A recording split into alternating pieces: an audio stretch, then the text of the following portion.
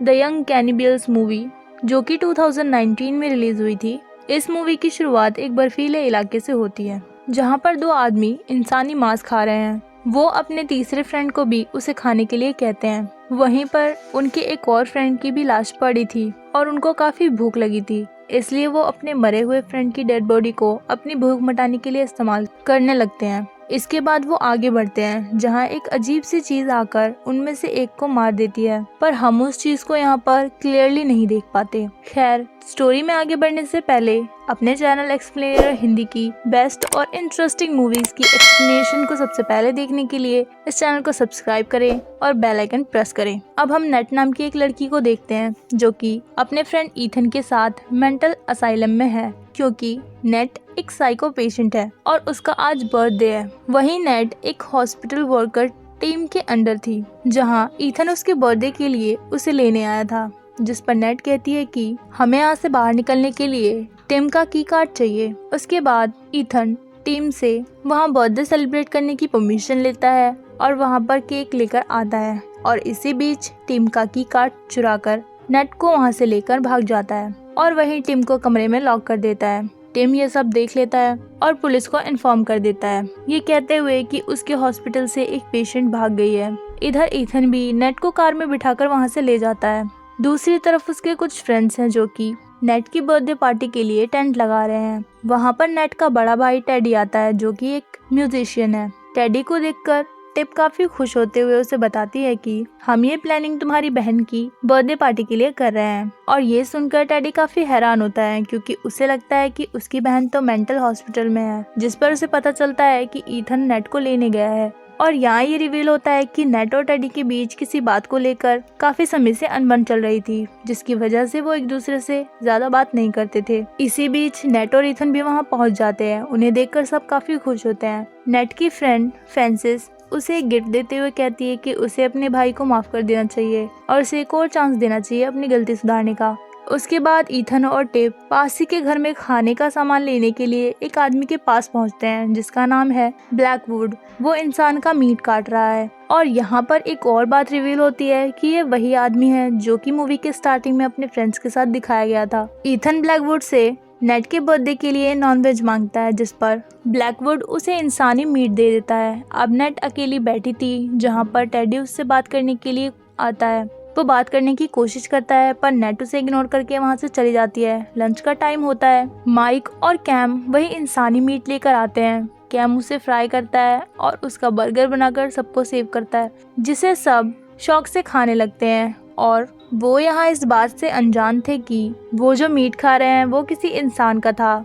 दूसरी तरफ Ethan net से पूछता है कि क्या तुम्हें अपने भाई को देखकर अजीब नहीं लगता, जिस पर नेट कहती है कि मैं अपने भाई के बारे में बात नहीं करना चाहती। तभी वहाँ पर ब्लैकवुड आकर उन पर गन पॉइंट कर देता है और सभी को रस्सी से बांध देता है और उन्हें कहता है कि जिस जंगल में तुम लोग पार्टी कर रहे हो वहाँ पर एक ऐसा मॉन्स्टर रहता है जो कि सिर्फ इंसानी मांस खाता है, और तुम्हें ये जानकर हैरानी होगी कि तुम लोगों ने भी मेरा दिया हुआ इंसानी मांस बर्गर के साथ खा लिया है, इसलिए मैं तुम्हारे पीछे हूँ। इतना कहने के बाद वो सबको एक एक कर इंसानी मांस खिलाने लगता है। ब्लैकवुड सबसे पहले माइक को मांस खिलाता है, जो कि एक वेजिटेरियन है, जिसके बाद उसे गन से शूट करके मार देता है। इसके बाद ब्लैकवुड अपने बैग से खून से भरी हुई थैली निकालकर अपने ऊपर डालता है और सब ये देखकर डर जाते हैं। अब ब्लैकवुड सबको गाड़ी में डालकर जंगल की तरफ ले जाता है। गाड़ी के अंदर सब काफी डरे हुए हैं। तभी लाइटर की हेल्प से नेट सबके हाथ खोल देती है और वो देखते हैं कि गाड़ी तो रुक चुकी है,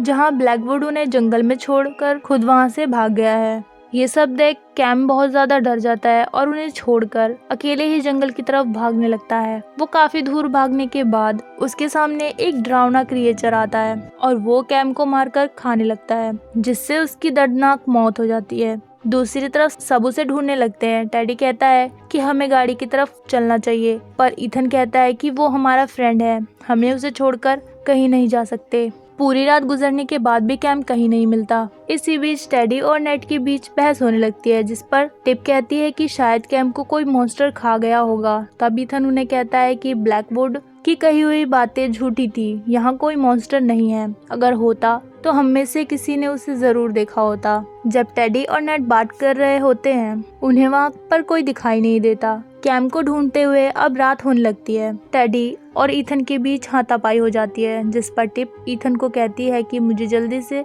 जल्दी बस अपने घर जाना है। सबको काफी तेज भूख भी लगने लगती है, जिसके बाद वो एक खंडर के पास पहुंचते हैं और डिसाइड करते हैं कि आज रात हम यहीं स्टे करेंगे। सबके सो जाने के बाद टेडी और फ्रांसिस जागकर निगरानी करते हैं। तभी टेडी को फील होता है कि उनके आसपास कोई है। तभी फ्रांसिस के अचानक कंधे पर हाथ रखने की वजह से टेडी काफी डर जाता है। वो कहता है कि तुम्हें भी अब सो जाना चाहिए और वो सोने चली जाती है। तभी अचानक किसी जानवर के जोर जोर से चीखने की आवाजें आनी शुरू होती है, जिसके बाद वो सब उठकर भागने लगते हैं और वो क्रिएचर भी उनका पीछा करने लगता है। भागते हुए फ्रांसिस की टांग पर चोट लग जाती है और वो वहीं गिर जाती है, जिसके बाद सब उसे उठाने की कोशिश करते हैं, पर टिप और नेट काफी आगे निकल जाती हैं। वहीं टेडी फ्रांसिस को छोड़कर वहां से भाग जाता है। तभी ईथन देखता है कि फ्रांसिस उसकी आंखों के सामने से गायब हो गई है और वहां से फ्रांसिस का लॉकेट पड़ा हुआ है। अब सिर्फ ईथन, नेट और टिप ही बचते हैं। तीनों भागते हुए एक टेंट के पास पहुंचते हैं। वही टेंट का ओनर आता है। ईथन उससे हेल्प मांगता है, जिस पर ओनर उन्हें मना कर देता है और वहां से जाने के लिए कहता है। वो उन पर गन पॉइंट कर देता है, पर नेट उसे कन्विंस करती है कि इस घने जंगल में तुम्हें भी हमारी जरूरत पड़ सकती है। ये सुनकर वो मान जाता है। अब चारों एक जगह पर बैठकर उस क्रिएचर को देखते हैं कि वो कहां से उन पर अटैक कर सकता है। तभी अचानक उनके सामने वो क्रिएचर आ जाता है। ईथन ओनर को उसे शूट करने के लिए कहता है, पर उसे क्रिएचर दिखाई नहीं देता और इसी बीच क्रिएचर पीछे से आकर ईथन को पकड़ लेता है और उसे खाने लगता है। लेकिन अब भी ओनर को वो क्रिएचर दिखाई नहीं दे रहा, फिर भी क्रिएचर पर शूट कर देता है, पर उस पर गोलियों का कोई असर नहीं होता। क्रिएचर टिप और नेट की तरफ बढ़ने लगता है। तभी टेडी आकर उसे मारकर गिरा देता है, जिसके बाद वो ओनर को अपने साथ चलने के लिए कहते हैं, पर वो साथ चलने से मना कर देता है। खैर, वो तीनों वहां से भागकर छिप जाते हैं, लेकिन क्रिएचर अब भी उनका पीछा कर रहा था। जिसके बाद टेडी टॉर्च से क्रिएचर का ध्यान अपनी तरफ भटकाता है। जिसके बाद टिप नेट को वहां से निकलने के लिए कहती है, पर नेट अपने भाई टेडी को बचाने के लिए उसके पीछे जाने लगती है। अब टेडी भागते हुए एक पेड़ के पीछे छिप जाता है, पर क्रिएचर उस पर बुरी तरह अटैक कर देता है। दूसरी तरफ नेट रोशनी की हेल्प से एक ऐसी जगह पर पहुंचती है जहां पर बहुत सारे कंकाल दिखते हैं जो कि उसी क्रिएचर ने खाई थी। वहां नेट को फ्रांसिस भी दिखती है, जो कि बुरी तरह जख्मी थी और वो अभी भी जिंदा थी। वो नेट को अपनी जान बचाने को कहती है। ये सब देखकर नेट समझ जाती है कि ये वही जगह है जहां से ब्लैकवुड इंसानी मांस ले जाता था क्रिएचर को खिलाने के लिए, और शायद ब्लैकवुड भी उस क्रिएचर के साथ मिला हुआ है। तभी फ्रांसिस की मौत हो जाती है। जिसके बाद नेट को एक आइडिया आता है। वो लाशों का खून अपने ऊपर लगा लेती है ताकि क्रिएचर नेट को डेड बॉडी समझे। यहाँ पर ये बात पता चलती है कि वो क्रिएचर सिर्फ जिंदा लोगों पर ही अटैक करता था और इसी के लिए क्रिएचर ब्लैकवुड पर लगे खून की वजह से ही उसे स्मेल नहीं कर पाता था। पर टिप को इससे काफी घिन आती है और वो इसके लिए राजी नहीं होती। वो दोनों भागने लगते हैं और भागते हुए एक जगह पर जाकर छिप जाते हैं, जहां क्रिएचर अचानक आकर टिप पर अटैक कर देता है और उसे खाने लगता है। ये देख नेट वहां से डरकर भागने लगती है, लेकिन क्रिएचर उसके पीछे लग जाता है। भागते हुए नेट जमीन पर गिर जाती है, पर वो बिल्कुल भी नहीं हिलती। वहीं क्रिएचर उसके पास आकर उसे सूंघने लगता है, जिसके बाद उसे लगता है कि वो एक डेड बॉडी है और क्रिएचर वहां से चला जाता है। नेट टेडी की टॉर्च के पास पहुंचती है, जहां पर नेट टेडी से पहली बात करती है और बात करते हुए रोने लगती है। टेडी अभी भी पूरी तरह नहीं मरा, इसलिए वो नेट को अपने आप को मारने के लिए कहता है ताकि वो तड़पता ना रहे।